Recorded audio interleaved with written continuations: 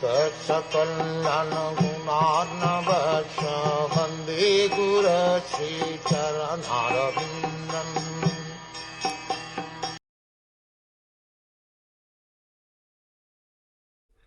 The child thus remains just like a bird in a cage, without freedom of movement.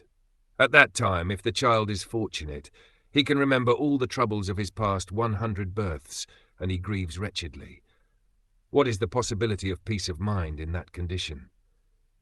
After birth, the child may forget about the difficulties of his past lives, but when we are grown up, we can at least understand the grievous tortures undergone at birth and death by reading the authorized scriptures like Srimad Bhagwatam. If we do not believe in the scriptures, that is a different question. But if we have faith in the authority of such descriptions, then we must prepare for our freedom in the next life. That is possible in this human form of life. One who does not take heed of these indications of suffering in human existence is said to be undoubtedly committing suicide.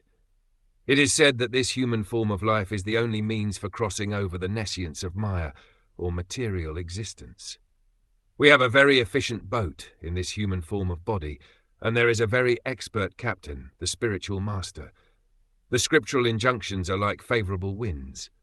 If we do not cross over the ocean of the nescience of material existence in spite of all these facilities, then certainly we are all intentionally committing suicide.